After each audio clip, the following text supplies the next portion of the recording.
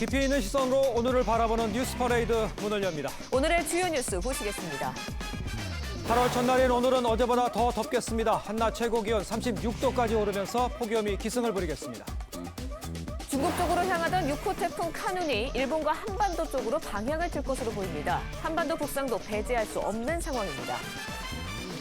잇따른 폭우와 폭염으로 채소값 등 물가 폭등이 이어지고 있습니다. 정부는 밥상 물가 안정을 위해서 100억 원을 투입할 예정입니다.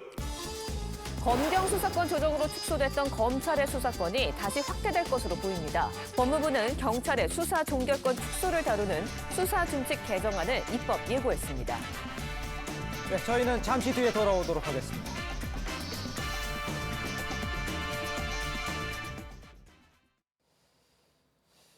시청자 여러분, 무더운 날씨에 편안하셨습니까? 오늘 어제보다 더 덥습니다. 전국이 가마솥 더위에 푹푹 찌는 날씨를 보이겠습니다. 낮 최고 기온이 36도까지 치솟아 어제보다 덥고요. 오후에는 일부 지역에 소나기도 내릴 예정입니다. 광화문 광장에 나가 있는 취재 기자를 연결해 보도록 하겠습니다. 자, 송무빈 기자, 출근길 더 찜통더위 같아요? 네, 그렇습니다. 저는 지금 광화문 광장에 나와 있는데요. 이른 아침부터 사우나에 들어온 듯한 찌는 더위가 이어지고 있습니다. 오늘 전국 대부분 지역에서 최고 체감 온도가 35도를 넘나들 전망인데 낮 최고 기온이 어제보다도 1, 2도 더 높은 데다 습도까지 높아 아주 무덥겠습니다. 오늘 낮 최고 기온은 서울이 35도, 인천 34도, 춘천 35도, 청주 36도, 대구와 광주가 36도, 제주가 34도에 이르겠습니다. 기온이 높다 보니 도심과 해안 지역을 중심으로 열대야가 나타나는 곳도 많겠습니다. 경기 북동부 등 일부 지역에서는 돌풍과 천둥 번개를 동반한 소나기가 최대 40mm까지 내리겠습니다. 휴가철 계곡과 하천에 물놀이 나가 계신 분들은 안전에 각별히 유의하셔야겠습니다. 소나기로 일시적으로 기온이 식기는 하겠지만 비가 그치면 다시 기온이 빠르게 오를 것으로 보여 기상청은 온열지환에 주의를 당부했습니다. 오늘 미세먼지는 전 지역에서 좋음에서 보통 수준을 나타낼 전망입니다. 지금까지 광화문 광장에서 TV조선 송무빈입니다. 중국은 올해 발생한 가장 강력한 태풍 5호 태풍 독수리로 쑥대밭이 됐습니다. 나흘째 기록적인 폭우가 이어져서 베이징에선 2명이 숨지는 등 피해가 잇따르고 있는데 일본은 6호 태풍 카눈의 북상으로 비상이 걸렸습니다. 김자민 기자입니다. 물바다로 변한 도로를 따라 차량들이 급류에 휩쓸려 떠내려옵니다. 불어난 하천은 인도를 집어삼킬 듯 거칠게 솟아오릅니다. 도로는 폭삭 주저앉았습니다. 我们把所有想户全部转移安置完毕了，包括已经把所有的这个游客都已经劝返了。 중국 동남부를 쑥대밭으로 만든 태풍 독수리가 북상하면서 수도 베이징 등 수도권과 북부 내륙에 비를 퍼붓고 있습니다. 허베이성 일부 지역에선 이틀 동안 1000mm에 가까운 비가 내렸고 베이징 서부 먼터우구에선 2명이 하천에 빠져 숨졌습니다. 버스와 열차, 항공편이 중단되거나 지연되는 등 이동수단도 마비됐습니다. 중국 중앙기상대는 북부 지역에 12년 만에 폭우 적색 경보를 내렸고 오늘까지 유지됩니다. 제6호 태풍 카눈은 매우 강한 태풍으로 세력을 키우며 일본 오키나와 해상으로 북상 중입니다. 카눈은 내일 오키나와 본섬에 근접해 올 것으로 보이는데 진행 방향이 매우 유동적인 상황입니다. 도쿄에선 연일 40도에 육박하는 폭염에 온열 질환 의심 사망자가 70명이 발생하는 등 피해가 잇따르고 있습니다. TV조선 김자민입니다. 올해 두 번째 슈퍼문이 오늘 밤하늘을 밝힐 예정입니다. 슈퍼문은 달이 지구와 가장 가까울 때 뜨는 보름달로 오는 30일엔 올해 가장 큰 슈퍼문이 뜰 전망입니다. 슈퍼문은 통상 1년에 서너 번 나타나는데 올해 마지막 슈퍼문은 오는 추석에 볼 수 있습니다. 윤석열 대통령이 내일부터 6박 7일간의 일정으로 거제 저도에서 여름 휴가에 들어갑니다. 윤 대통령은 휴가 기간 추가 개각 및 하반기 국정운영 구상에 돌입할 것으로 보입니다. 황선영 기자의 보도입니다. 거제도와 부산을 잇는 거가대교 밑으로 숲이 울창한 작은 섬이 모습을 드러냅니다. 섬을 가로지르는 산책길 곳곳에선 바다가 보입니다. 다음 주 화요일까지 휴가를 떠나는 윤석열 대통령은 이곳 거제시 저도를 찾을 계획입니다. 윤 대통령은 지난해에도 휴가지로 저도를 선택했지만 당시 권성동 국민의힘 당대표 직무대행의 사퇴 등 여당 내 잡음이 커 일정을 취소하고 서초동 자택에서 휴가를 보냈습니다. 바다의 청와대라는 뜻의 청해도로 불리는 저도는 이승만, 박정희, 김대중, 박근혜 전 대통령이 휴가를 보낸 곳으로 문재인 정부 때인 2019년부터 민간에 일부 개방됐습니다. 윤 대통령은 휴가 기간 중 전통시장을 방문하거나 수해복구 현장을 찾는 민생행보 일정도 구상하고 있습니다.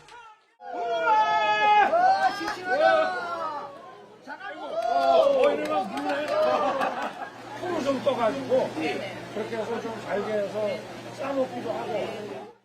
윤 대통령은 조만간 발표될 2차 개각과 광복절 특사의 규모 그리고 하반기 국정운영 구상까지 함께 고민할 것으로 보입니다. TV조선 황선영입니다. 민주당 김은경 혁신위원장의 노인 비하성 발언이 파장을 낳고 있습니다.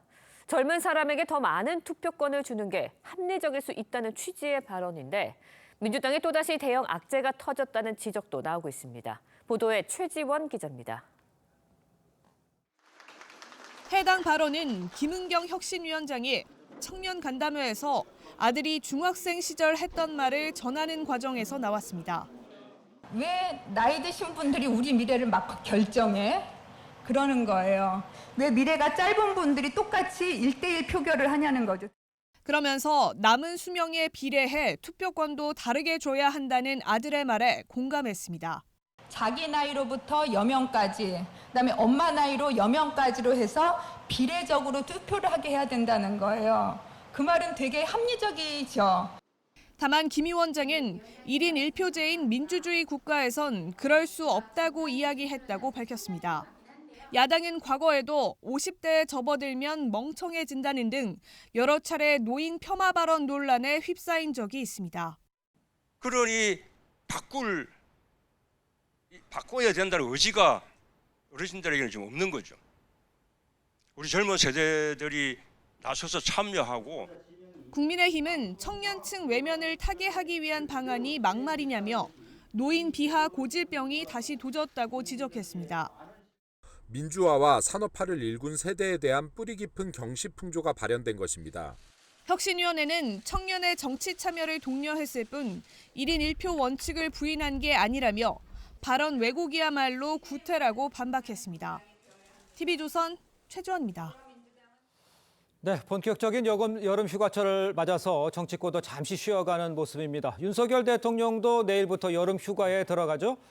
두 분과 함께 정치권 소식 좀 짚어보도록 하겠습니다. 노동일 파이낸셜 뉴스 주필 김상일 전 민주당 부대변인 모셨습니다. 안녕하십니까? 안녕하세요. 자, 윤석열 대통령 이번 휴가를 저도에서 보낼 예정인데요. 관련해서 지난해 발언 먼저 들어보도록 하겠습니다. 여러 가지 좀 어려운 상황들이 좀 해소되면은 원래는 그 여름 휴가를 저도를 계속 갔다고 하는데 그 거제도라서 좀 생각을 하고 있다가 지금 대우조선 때문에 좀 어떻게 할지 좀 지켜보고 있습니다. 자, 일단 휴가라고는 하지만 하반기 전국 구상이라 아주 큰 숙제를 앓고 있는 것이 아마 윤 대통령일 것 같습니다. 글쎄 이제 노동일 교수께서 보시기에는 윤 대통령이 갖는 그 휴가 동안에 전국을 풀 숙제는 뭐가 될 수 있을까요? 보통 우리 대통령들 여름 휴가 가면 뭐 대개 뭐 개각 구상 되게 얘기하죠.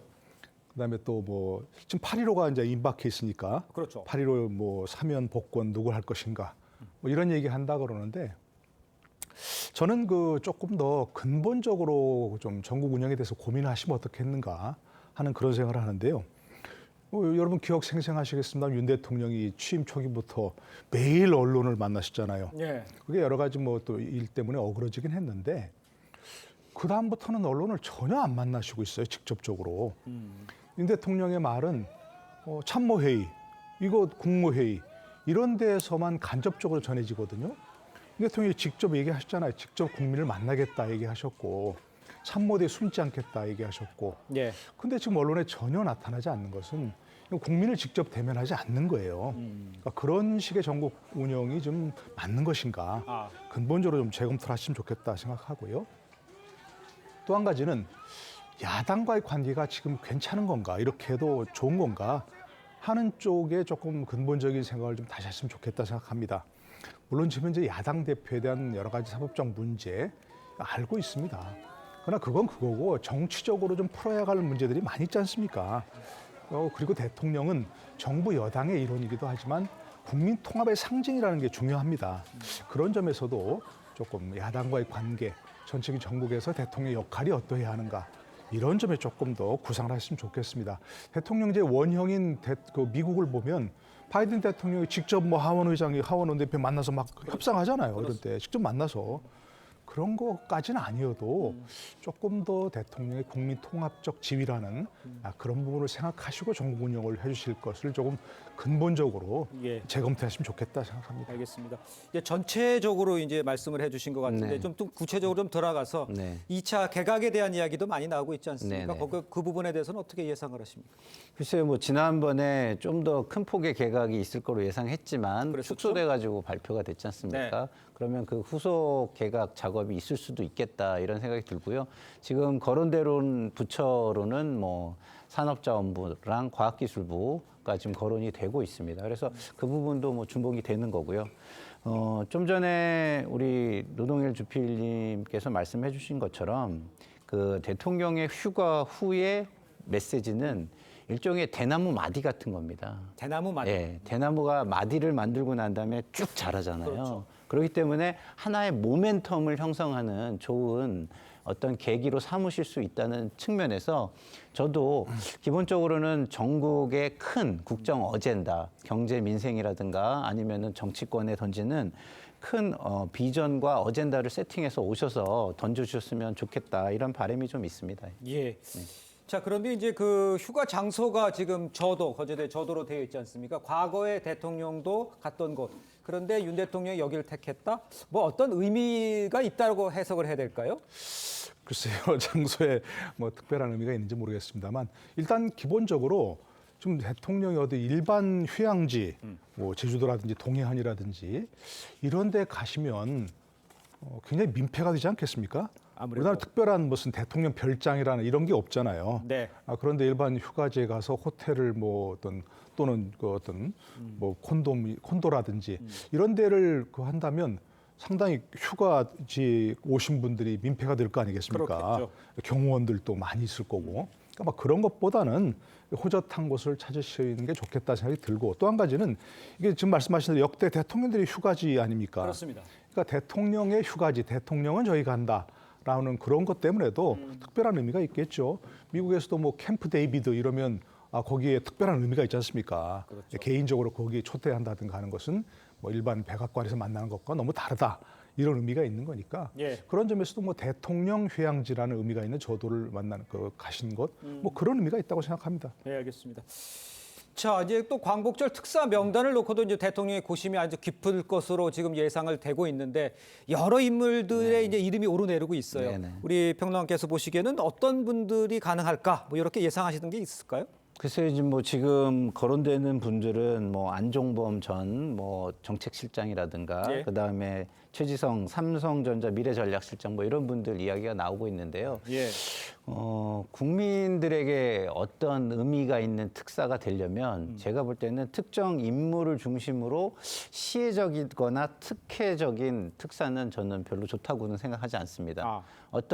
아까도 말씀드렸지만 그 특사 자체도 어떤 대국민 메시지를 담는다면 더 좋지 않을까. 그런 게 민생이든 경제든 아니면 정치적인 어떤 통합의 메시지든 그런 것들을 좀 담을 수 있는 걸 먼저 고민하시고 그 후에 거기에 맞는 인물이 있는지 리스트를 한번 살펴보시되 뭐 리스트에 특별하게 그게 큰 의미가 없다면 굳이 특사는 안 하셔도 국민들은 오히려 더 박수를 칠 수도 있겠다. 이런 생각이 좀 듭니다. 알겠습니다.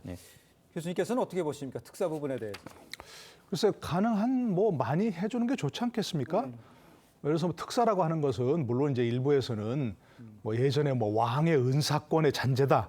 그래가지고 뭐 행사하지 않는 게 좋겠다 얘기하지만 이미 처벌을 받은 사람이고 그런 사람들에게 사면해주는 그런 거는 저는 많이 해주는 게 좋겠다 생각합니다. 그런 것들이 과거 이제 무슨 처벌 기록이 남아가지고 새로운 행보에 뭐 걸림돌이 되거나 네. 그런 것보다는 그런 사람들도 자유롭게 뭐 특히 기업인 같은 경우는 자유롭게 어떤 그 국가에 기여할 수 있는 뭐 새로운 그런 어떤 기회를 주는 것이 바람직하지 않은가 싶습니다. 알겠습니다.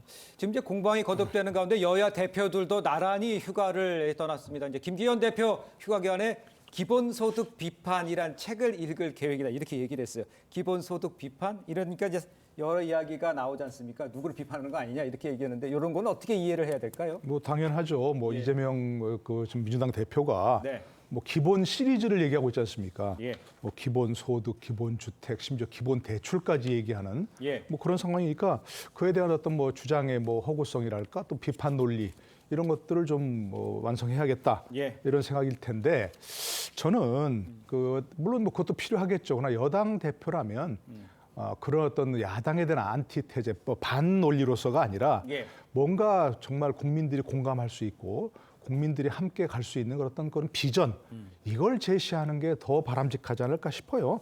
뭐 그 책뿐만 아니라 다른 책도 읽으신다고 하니까 이번에는 그런 쪽으로 여당 대표로서 어떤 국민들이 보고서 정말 공감할 수 있는 그런 비전에 관한 메시지를 내놓는 것도 바람직하다. 그걸 휴가 중에 좀 생각하시면 좋겠다 생각합니다. 알겠습니다. 자, 다음 주제도 좀 살펴보겠습니다. 더불어민주당 김은경 혁신위원장의 노인 비하성 발언이 좀 파장을 낳고 있죠. 먼저 어떤 발언인지를 듣고 오겠습니다. 중학교 1학년인지 2학년 때 저한테 이런 질문을 했어요. 엄마, 왜 나이 드신 분들이 우리 미래를 막 결정해?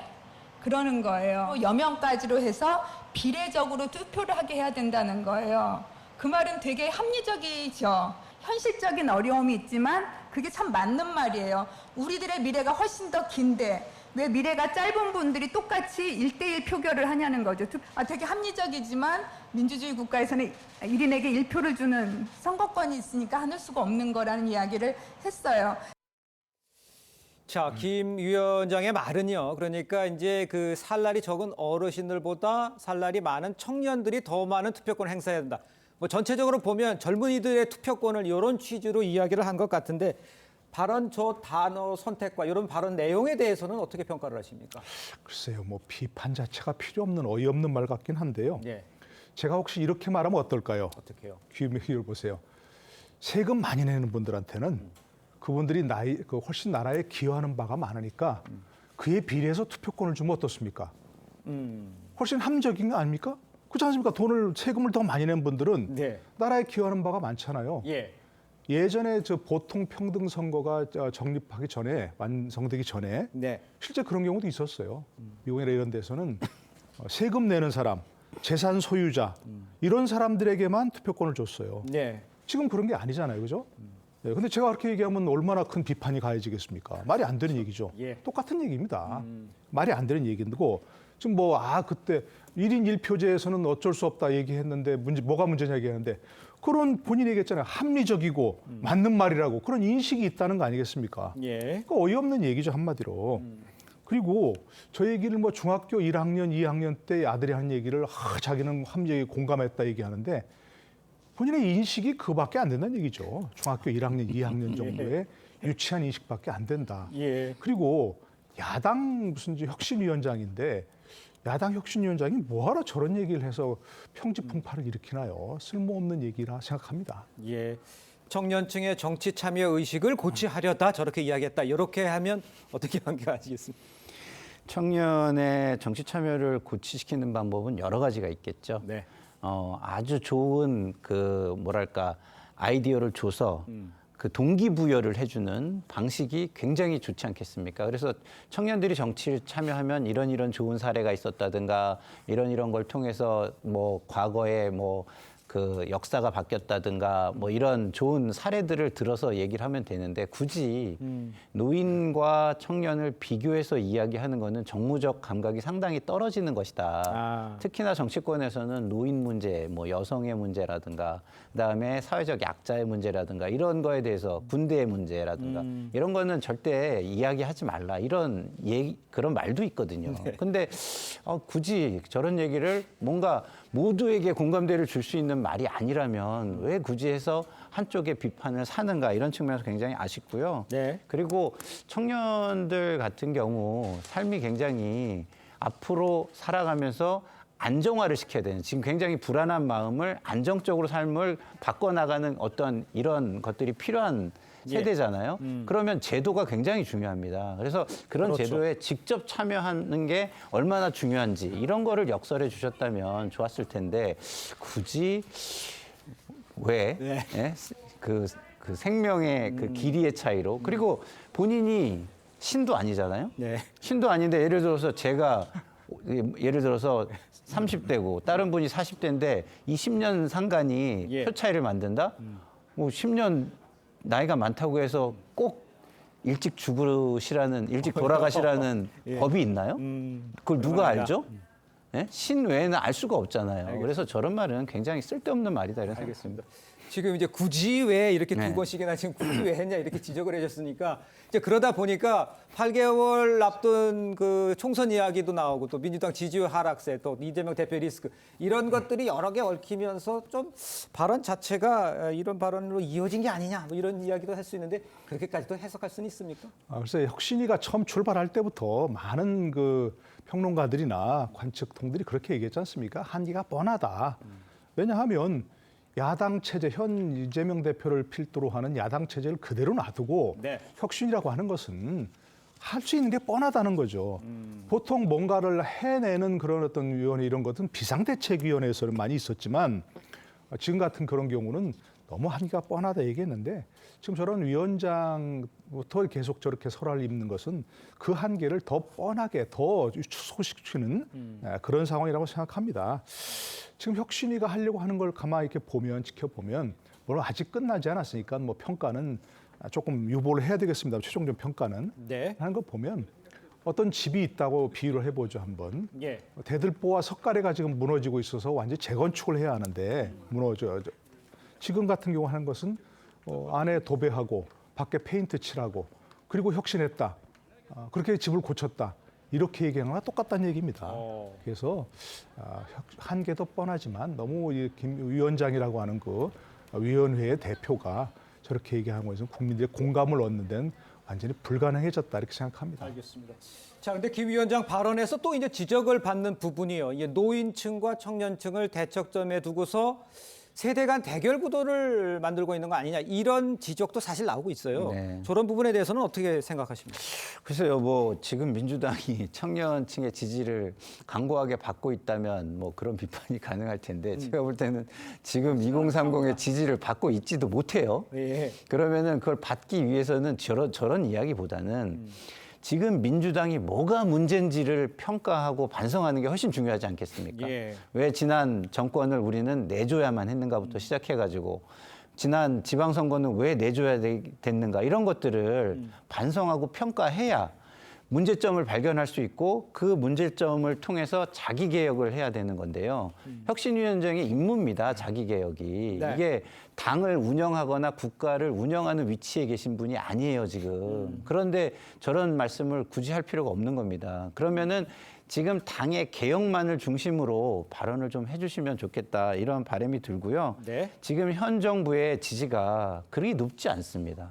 그러니까 제가 주변을 둘러봐도 별로 그렇게 이 정부에 대한 기대가 그렇게 크지 못해요. 그러면 야당이 대안 세력으로서 뭘 해야 되는지 이런 고민을 그리고 뭘 통해서 그런 것들을 국민에게 보여줄 수 있는지 자기의 어떤 발언에 어떻게 하면 정당성을 부여할 수 있는지 이런 자기개혁적 측면을 좀 더 고민해 주셨으면 좋겠다. 이런 말씀을 드리고 싶습니다. 근데 이제 그 발언 얘기를 하셨으니까 이제 돌이켜 보면요. 앞서 김 위원장 민주당 초선 의원들 코로나로 학력 저하를 겪은 학생들을 비유해서 당내 반발을 사기도 했었습니다.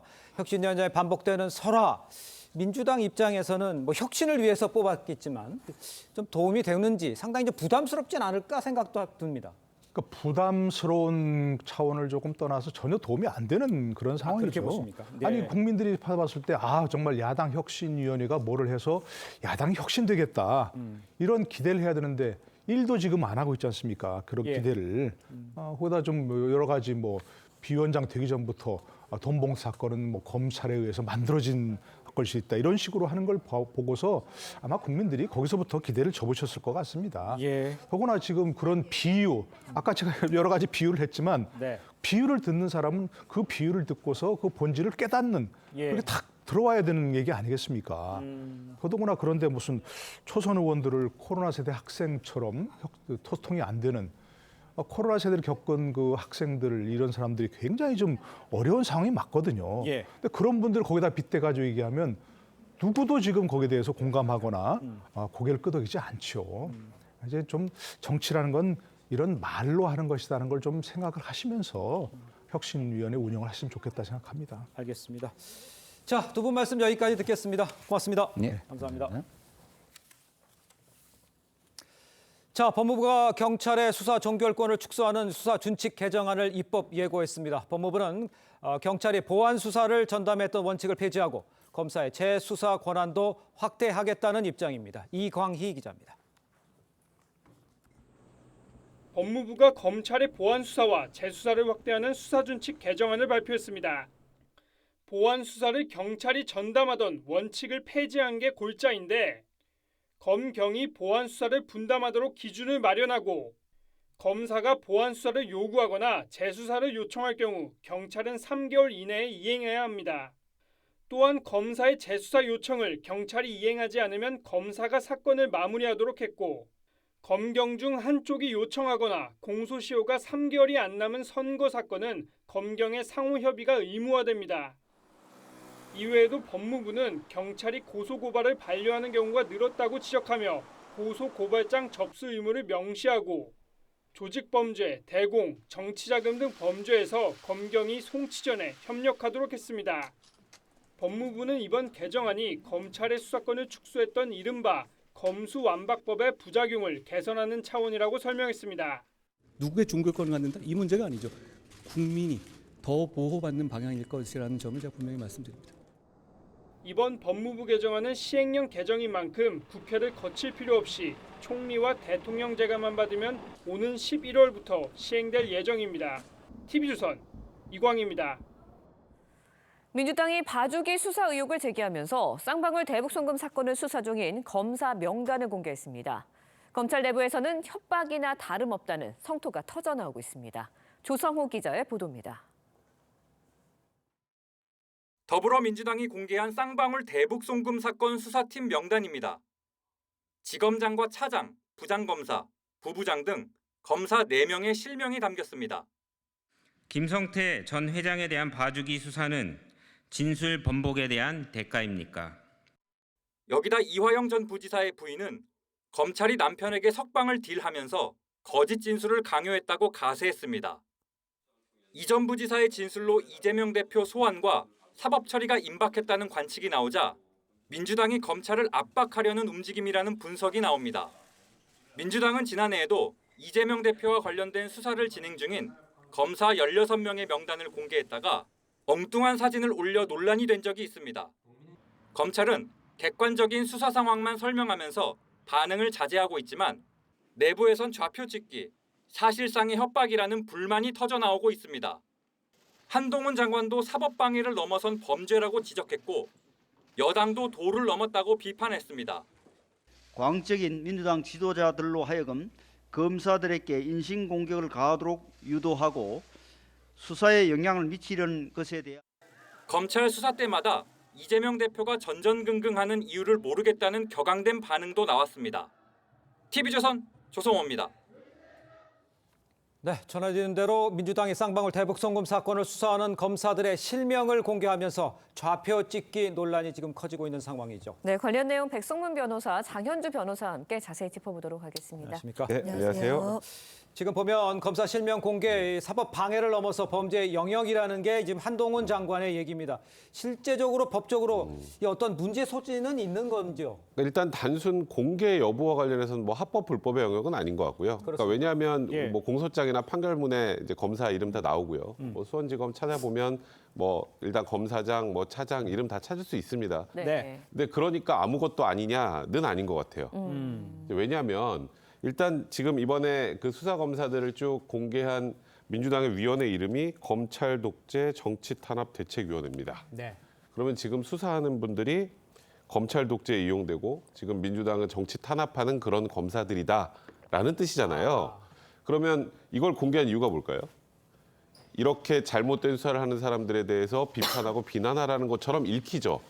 실제로 그게 진행되는 걸 넘어서서. 그러다 보니까 지금 한동훈 장관도 이건 사실상 수사하는 검사들을 위축시키고 또 지지자들이 공격, 그러니까 인신공격 같은 걸 가하게 함으로써 사실상 겁박하고 협박하는 것이다라는 취지로 이제 범죄 영역이라는 표현까지 쓴 것입니다. 이거는 합법 불법 영역이라기보다 적절 부적절의 문제라고 생각이 좀 드네요. 그렇군요. 네, 민주당의 논리대로라면 정치 탄압 수사이기 때문에 결국은 책임 수사를 위해서 실명을 공개했다는 건데 정치 탄압이라고 규정할 수 있는 건지 그렇고 이렇게 된다면 결국은 모든 사건에 대해서 모든 검사의 그 실명을 공개해야 되는 건지 이런 의문이 또 생기거든요. 네, 일단 수사를 하는 검사의 이름 자체가 비밀이다라고 보기는 좀 어려울 것 같습니다. 앞서 백 변호사님도 말씀 주셨지만 일단 검사의 이름이라는 것이 검색을 해보면 또 나오는 부분들이 있고 또 일반 국민 같은 경우에도 우리가 수사를 받게 된다면 본인을 수사하는 검사의 이름을 알 수 있습니다. 네. 특히 공소장이라든지 판결문에도 다 적시가 되는 부분이 있기 때문에 그것 자체를 비밀이라고 보기는 어려운 것 같은데요. 일단 민주당의 입장에서는 이재명 대표에 대한 수사가 좀 정치적인 부분이 있는 것이고 그 수사의 정도나 그리고 상당성 측면에서 과잉 금지를 넘었다라는 그런 입장입니다. 그렇기 네. 때문에 정치 탄압으로 보는 것이 일단 기본 입장이고요. 예. 그런 면에서는 지금 담당 수사를 하고 있는 검사들이 책임 있는 수사를 하기 위해서 그 이름을 공개하고 그리고 또 국민들께 알 권리를 또 충족시켜준다는 차원에서 지금 이런 이름 공개가 진행된 것으로 봐야겠습니다. 알겠습니다. 네, 제가 하나만 좀 말씀드리면 만약에 최근에 이 윤석열 대통령의 장모께서 이제 법정 구속됐잖아요. 그 국민의힘에서 그 당시 수사했던 검사들 실명 다 공개하면 민주당에서 뭐라 그럴까요? 그러니까 의도라는 게 굉장히 중요해요. 조금 전에 굉장히 좋은 표현 많이 써주셨는데 뭐 책임적 수사 뭐 이런 네. 내용들을 좀 쓰셨는데 실질적으로 이게 수사에 책임감 있게 임하라는 의지로 그런 취지로 이 이름을 공개한 것이라고 생각하는 국민들이 과연 얼마나 될지 좀 의문이 들고요. 아까 뭐 과잉 금지 원칙 위반, 좀 정치적으로 좀 무리한 수사 이런 표현을 쓰셨지만 정작 수사의 당사자인 이화영 부지사는 그런 얘기를 한 적이 없습니다. 알겠습니다. 자, 그런데 방금 의도 얘기하셨습니다만 의도도 문제지만 실제적으로 이렇게 검사들의 이름이 공개되면은 현장에서는 어떤 현상으로 벌어집니까? 아무래도 그에 관련해서 이제 비난 뭐 일단 글들이나 이런 것들이 많이 이제 오게 되면 예. 아무래도 수사하는 과정에서 좀 위축될 수밖에 없고요. 예. 그러니까 이게 그냥 수사를 하는 게 아니라 수사를 할 때마다 뭔가 비난의 화살이 돌아오는 그런 상황이 된다면 수사 과정이 굉장히 부담으로 작용할 수밖에 없지 않겠습니까? 근데 그러다 보니까 한동훈 장관 입장에서도 일단은 이 수사하는 사람들의 외압으로부터 이제 지켜야 된다는 그런 목소리를 낸 것이고요. 일단은 이런 거죠. 그러니까 나는 정당하게 원칙에 따라 수사를 하고 있는데 이 수사가 대외적으로 비춰졌을 때는 특정 뭐 지지하는 분들 입장에서는 이게 뭔가 독재, 정치 탄압 이런 수단으로 활용되는 것처럼 비춰지는 것에 대한 부담감은 클 수밖에 없습니다. 네, 위축될 수밖에 없다는 표현을 해주셨는데 예. 네. 이런 자푸찍기를 할 경우에 이제 강성 지지자들이 검사에게 어떤 압력을 가할 수 있다는 점이 우려가 되고 있는 거거든요. 네. 그렇다 보니까 이렇게 발생하는 각종 피해에 대해서는 누가 책임을 질 수 있는 건가요? 일단 이 부분을 국민의힘에서는 좌표찍기를 한 것이 아니냐라고 일단 비판을 하고 있는데요. 네. 민주당 입장에서는 좌표찍기라기보다는 이제 앞서 말씀드린 것처럼 국민들의 알 권리와 그리고 검사들에 대해서 책임 있는 수사를 해달라는 그런 요청에서 일단 공개를 했다라고 봐야 될 것 같습니다. 예. 그러나 일각에서 우려하는 것 같은 그런 좌표찍기와 같은 그런 현상들이 일어나게 된다라고 한다면 당연히 위법 사항이나 범법 사항이 있다라고 한다면 그에 맞춰져서 또 대책을 세우거나 처벌을 하면 될 것인데 네. 그게 아니라고 한다면 사실 민주당이 앞서서 뭔가 이 수사 검사들에게 무엇을 해달라라고 요청하는 것은 또 아니기 때문에요. 예. 그런 부분에 대해서는 또 구별을 해서 봐야 될 것 같습니다. 이렇게 한다고 해서 검찰이 뭐 수사에 뭐 위압감을 느낀다 이렇게 하지 않을 것이라는 뭐 이야기도 네. 많이 하고 있습니다만 이렇게 이제 공개가 되고 하다 보면은 뭐 탄핵 뭐 추진하겠다 이런 여론도 나올 수도 있고 이런 것들에 대해서는 좀 어떻게 봐요? 뭐 실제로 지금 이번에 이화영 부지사의 수사하는 이 수원지검 검사들에 관련돼서는 아니지만 네. 실제로 김용민 의원도 검사들 탄핵에 관련된 얘기들을 한 적이 좀 있었죠. 했었죠. 예. 그러니까 이게 이런 거예요. 그러니까 예를 들어서 우리 쪽에 있는 사람들이 수사를 많이 하거나 하면 검찰이 정치 탄압하는 거고 그러니까 검사 옷을 벗기겠다라는 거는 이거야말로 전형적인 사법방해에 해당할 수 있습니다. 그러니까 이게 명백한 위법 사항이 있지 않은 상황에서 이렇게 검사 실명을 공개해서 압박하고 탄핵할 수도 있다라고 압박하고 네. 이런 것 자체가 수사를 위축시키기 위한 의도라고 국민들이 많이 평가할 수 있지 않겠습니까? 예. 그러니까 그런 오해를 사지 않기 위해서는 지금 민주당에서도 말씀하셨던 것처럼 국민의 알 권리, 책임 수사 뭐 이런 표현을 쓰지만 그게 아닌 것처럼 비춰지는 게 많기 때문에 이런 부분들에 대해서 민주당 쪽에서도 좀 유의할 필요가 있을 것 같습니다. 네, 이번 논란의 이제 정점에 있는 게 바로 이재명 대표입니다. 네. 두 분께 좀 여쭤볼게요. 이런 공방 이 대표에게 법적으로 어떤 영향을 줄까요? 일단 뭐 직접적으로 뭐 수사나 재판 과정에 영향을 미칠 것은 없어 보입니다. 결국은 이재명 대표에게 혐의가 있는지 없는지에 대해서 수사를 하는 것이고 그 수사는 객관적인 증거라든지 여러 진술에 따라 이루어질 것입니다. 그리고 만약에 기소가 된다라고 한다면 뭐 현재 진행 중인 재판도 예. 있으니까요. 그 재판도 증거에 따라 재판부에서 판단을 할 것으로 보이지 이러한 정치 공방성 이야기들 자체가 법적으로 이재명 대표에게 직접적인 영향을 미치기는 어려워 보입니다. 뭐 저도 거의 비슷한 생각인데요. 검사들이 훨씬 부담은 많이 느낄 수밖에 없을 겁니다. 지금 실명 공개되고 이런 과정들 때문에. 하지만 지금 말씀하셨던 것처럼 그렇다고 감정적으로 수사를 하거나 이러지는 않을 것이고 결국 이번 사건은 검사들 입장에서 부담을 느낄 수밖에 없습니다. 야당 대표이기도 하고 네. 지금 이게 정치적으로도 논란이 되기 때문에 더 엄격한 증거 등을 토대로 해서 수사 그리고 재판에 임할 것으로 보입니다. 알겠습니다. 자, 두 분 말씀 여기까지 듣겠습니다. 고맙습니다. 고맙습니다. 감사합니다. 네, 집중호우와 폭염이 이어지면서 주요 채소 가격이 지난해에 비해서 큰 폭으로 올랐습니다. 정부는 밥상 물가 안정을 위해 최대 100억 원을 투입할 예정입니다. 지선호 기자의 보도입니다. 집중호우에 이어 찾아온 무더위. 잇따른 날씨 악재에 채소류 가격은 폭등세입니다. 폭염, 장마 등에 유독 취약한 품목이기 때문입니다. 적상추 4kg 가격은 지난해 29,000원대였지만 올해는 54,000원대로 2배 가까이 올랐고 함께 많이 먹는 깻잎 가격도 지난해보다 60% 넘게 올랐습니다. 장을 보러 온 소비자들은 선뜻 물건을 집어들지 못합니다. 너무 많이 올라서 될 수 있으면 안 먹기. 그리고 줄이죠. 지금 저도 고기 야채를 사러 나왔는데 상추 가격도 너무 비싸잖아요. 지난달 호우로 인한 경작지 피해는 3만 5천 헥타르. 이미 작년 여름 피해 면적의 8배가 넘었고 가축 피해는 19배에 달했습니다. 정부는 고위 당정 협의를 열고 물가 단속에 나섰습니다. 수해 피해가 물가 인상 등 또 다른 부담으로 이어지지 않도록 공급 확대 방안도 적극 추진하겠습니다. 이번 달까지 최대 100억 원을 투입해 농축산물 할인 행사를 확대할 예정인데 특히 날씨 영향을 크게 받은 양파와 상추, 시금치, 닭고기 등에 대해 최대 30% 할인을 진행하겠다고 밝혔습니다. 다만 남은 태풍의 영향과 다음 달 추석을 앞두고 밥상 물가는 몇 차례 더 들썩일 수 있다는 전망도 나옵니다. TV조선 지선호입니다. 자, 보신 것처럼 이 극한 기후에 채소값 등이 폭등하면서 서민들의 물가 부담 지금 커지고 있죠. 네, 관련 내용 석병훈 이화여대 경제학과 교수와 함께 자세히 짚어보도록 하겠습니다. 안녕하십니까? 안녕하십니까? 자, 교수님 리포트에서 전해드렸습니다만 이 밥상 물가 심상치 않습니다. 특히 이 상추, 네. 뭐 금추를 넘어서 좀 어떻게 먹어야 될지도 예. 모르겠어요. 어느 정도 심각한 상황이죠? 예, 28일 기준으로요. 네. 평균 도매가를 살펴봤으면 예. 보면요. 예. 청상추 4kg 같은 경우는 221.9%나 올라갔고요. 네. 적상추도 역시 222%나 상승을 했습니다. 예. 그 외에 뭐 시금치, 깻잎, 미나리 이런 것들도 다 100% 이상 가격이 상승한 것이고요. 그다음에 앞으로 폭염이 오게 되면 예. 이렇게 잎사귀가 있는 채소류들은 또 타죽기 때문에 공급이 추가적으로 감소될 예정입니다. 그런데 휴가철과 추석으로 또 이런 상추나 이런 채소들에 대한 수요는 증가할 것이기 때문에 향후 가격은 추가적으로 상승할 것이다. 이렇게 예상되는 상황입니다. 네, 일단 정부에서는 이달 중으로 최대 100억 원을 투입해서 농축산물 할인을 확대하기로 했습니다. 적절한 대책이라고 봐야 할까요? 어떻습니까?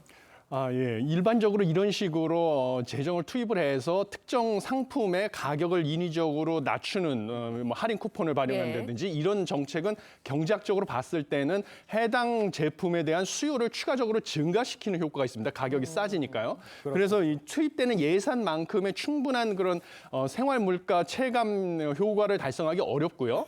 반면에 경제학자들이 일반적으로 바람직하다고 제시하는 것은 똑같은 예산을 투입을 해도요. 예. 뭐 최저 저소득층에게 집중적으로 지원을 해서 그들에게 큰 혜택이 돌아가도록 하는 방식이 더 효과적이다 이렇게 보고 있습니다. 예. 근데 밖의 상황도 지금 녹록치가 않은 것 같아요. 우크라이나 사태 때문에 곡물 가격도 있고 예. 물가 상승도 있고 전체적으로 어떻게 이걸 봐야 됩니까? 그렇게 되면? 예, 지금 여러 가지 외부적 요인으로 상황이 안 좋아지고 있는 지금 추세입니다. 예. 예를 들면 뭐 우크라이나의 흑해 곡물 협정 연장이 종료되면서 러시아에서 더 이상 세계 최대 곡물 생산국인 우크라이나의 수출선의 안전을 보장하지 않겠다고 선언한 이후에요. 예.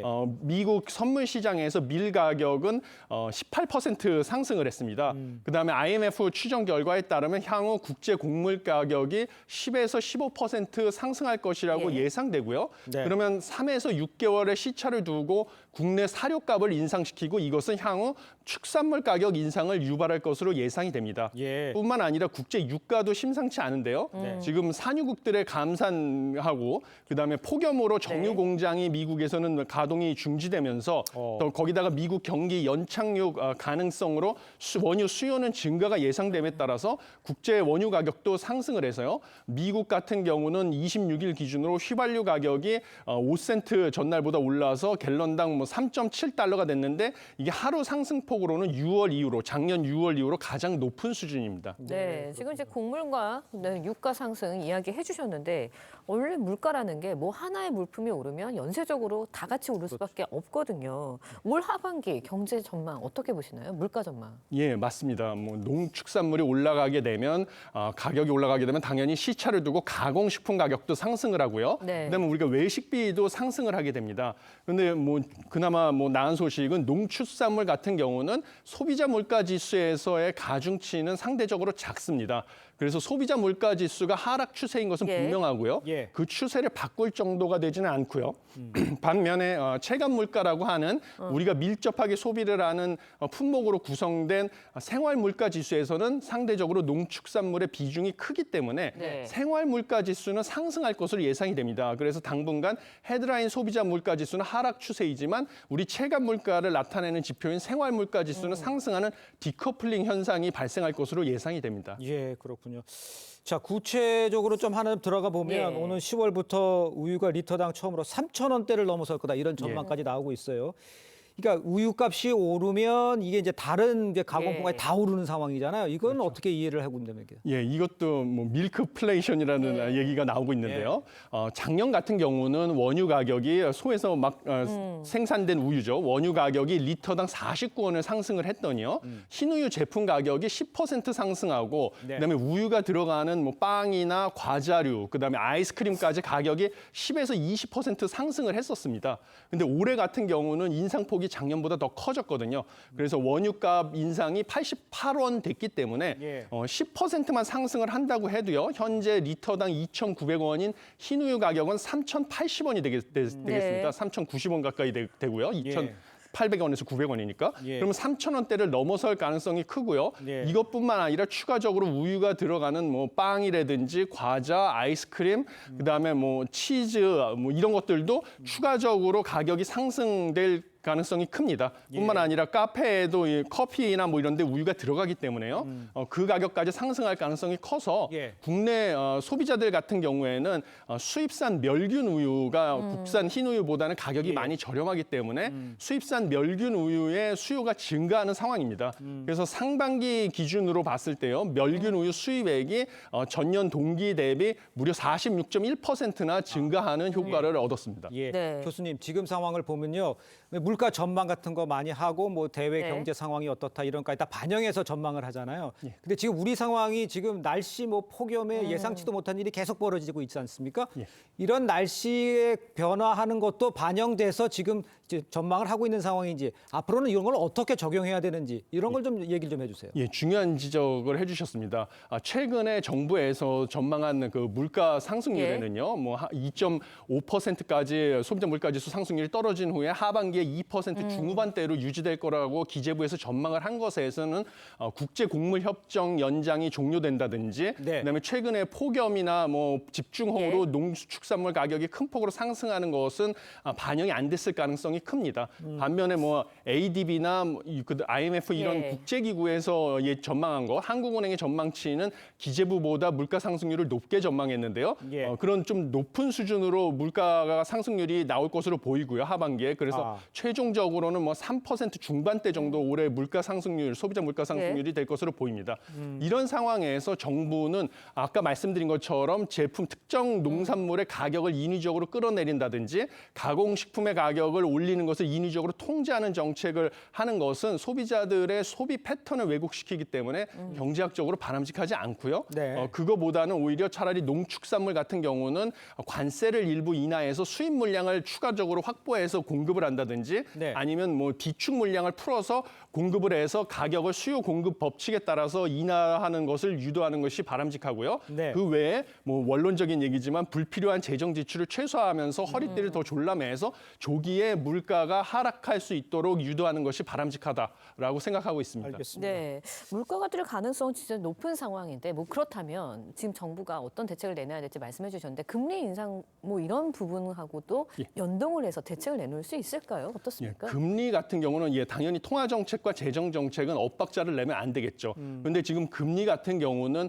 단순히 물가만 고려할 수가 없고요. 우리나라의 금융 안정이라든지 경기도 고려를 해야 되는 상황입니다. 그런데 현재 3.5% 수준의 기준금리는 충분히 높은 수준이라서 소비자 물가지수 상승률이 추세적으로 하락하고 있기 때문에요. 이것을 추가적으로 인상을 해서 경기 침체 위험성이라든지 금융 불안의 위험성을 키울 필요는 없다고 생각을 합니다. 그러니까 통화 정책 같은 경우는 현 3.5% 수준의 기준금리를 유지하는 걸로 충분하고요. 네. 대신 재정 정책 측면에서 정부가 불필요한 재정 지출을 최소화하고 허리띠를 더 졸라매므로써 물가가 하락하는 속도를 더 빠르게 할 필요가 있다. 이렇게 보고 있습니다. 지금 뭐 날씨가 급변하는 게 날씨를 잘 반영할 수 없는 경제 상황인 상황이라 그렇다 그러면 이제 앞으로의 경제 후반기 경제 전망도 사실 날씨 변수에 따라서는 예측하기 쉽지 않다 이렇게 볼 수 있겠습니까?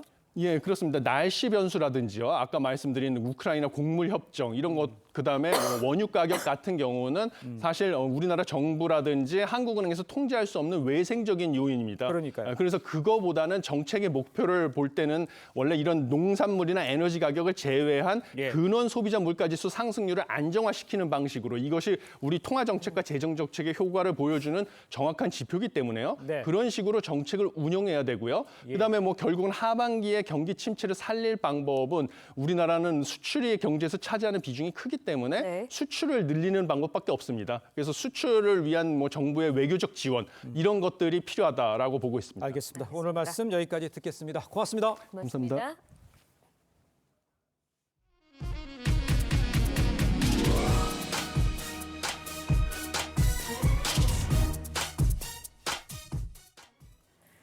철근이 누락된 LH 아파트 15곳이 공개되면서 입주민들의 불안이 커지고 있습니다. 윤석열 대통령은 전수조사를 지시했습니다. 김예나 기자의 보도입니다. 지난해 입주를 시작한 경기 남양주의 한 LH 아파트. 지하주차장 철근 중 절반가량이 빠졌었다는 소식에 입주민 항의가 잇따릅니다. 불안하죠. 이제 LH랑 이제 소비가 하고 있다고 하니까 예전에 모은다고 하더라고요. 국토부는 보강철근이 빠진 아파트 15곳의 명단을 공개했습니다.